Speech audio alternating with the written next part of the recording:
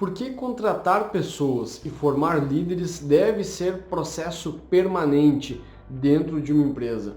A gente defende muito isso na geração F5, eu vou te explicar melhor aqui. A gente vê muitas empresas perdendo oportunidades de crescimento, perdendo time de crescimento por não cuidar bem desses dois fatores. Vamos para o primeiro, contratar pessoas. Por que deve ser um processo permanente? Fábio, eu não tenho vaga em aberto nesse momento da empresa. Não importa, deve ser um processo permanente até um determinado momento, pelo menos. Como assim? Até o processo de recrutamento e o início da seleção, a gente defende que deva ser permanente. Eu estou o tempo inteiro comunicando para o mercado que eu quero candidatos, que eu quero cada vez mais cadastros de pessoas, cadastro de currículos, porque isso vai me ajudar muito a ter opções de escolha quando eu estiver lá no processo seletivo.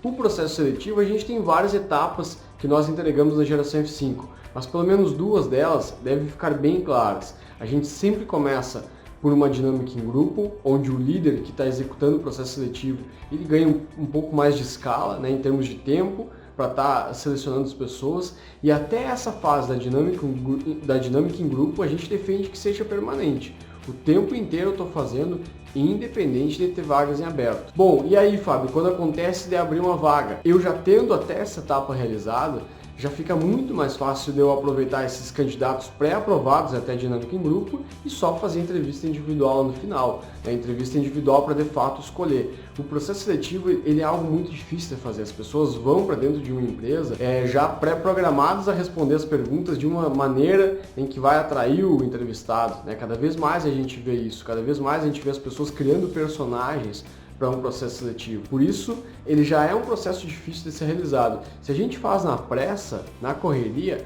a chance de erro aumenta muito mais. Então, fazendo até a dinâmica em grupo, fazendo com que isso seja um processo permanente, onde eu consiga fazer ele com calma e só faça um pouco mais de pressa lá na entrevista individual, eu diminuo muito as minhas chances de erro aqui. A entrevista individual, a gente tem vários modelos, mas a gente sempre sugere na geração F5 que sejam pelo menos 2 entrevistadores em momentos diferentes, em entrevistas diferentes. Dá para explorar ainda muito mais. Quando eu trabalhei no grupo RBS, eu participei de pelo menos 5 entrevistas individuais com 5 gestores diferentes que cruzaram dados.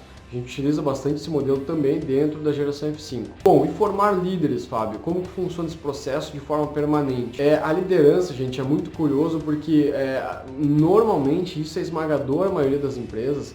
Ela deixa muito à vontade para que o perfil de liderança fique muito a cargo de cada pessoa. Tanto que, quando muda a liderança, muda a forma de fazer gestão muitas vezes. Quando um líder sai de uma loja para outra, ou quando o líder sai de uma loja para ir para a supervisão comercial, por exemplo, aí entra um outro líder, muda radicalmente ali. Por quê? Não foi a empresa que formou, foi aquele estilo do líder ali, da formação pessoal dele, que estava predominando, se sobressaindo até aquele momento. A gente defende que quem deve ter esse modelo claro é a empresa. Bom, para isso eu preciso formar pessoas, eu preciso formar líderes. E não adianta querer formar depois que eu já estou precisando de alguém e eu vou lá e simplesmente jogo a pessoa dentro daquela função sem nenhum preparo. É um risco altíssimo aqui de eu perder um bom profissional que estava desempenhando bem uma função anterior lá, jogar ele de uma forma totalmente imatura, dentro de um cargo de liderança, onde ele já precisa assumir um outro papel e eu não dar o mínimo para ele. Assumir liderança também é um desafio gigantesco, exige muito de um líder, muita flexibilidade dele para lidar com diferentes perfis de pessoas. Por isso,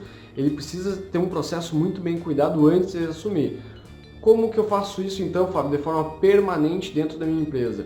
Sim, eu devo fazer de forma permanente, desenvolvendo um programa de formação de líderes, formação de trainee, o nome que tu quiser dar, mas que seja permanente. Como assim permanente? Eu não preciso ter vagas em aberto para de fato formar líderes, eu posso formar antes. Eu posso abrir um processo seletivo dentro da empresa, onde as pessoas interessadas por receberem oportunidades na empresa, elas vão se cadastrar, e a partir desse cadastro eu vou fazer esse processo seletivo interno, e aí, sendo aprovados, eu vou ter lá programas de formação de líderes.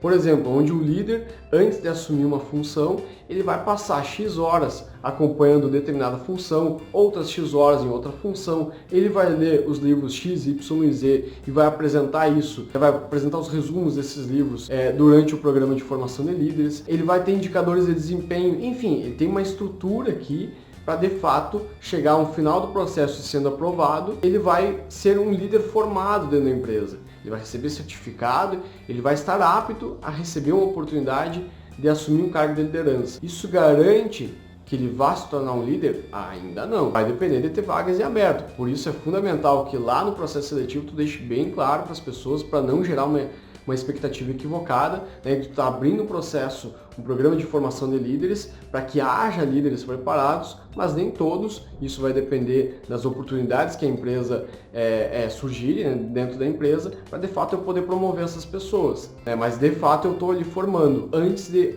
haver a necessidade, certo? Processo de recrutamento e seleção, processo de formação de líderes, processos permanentes, independente de ter vagas em aberto. Valeu, gente. Um abraço.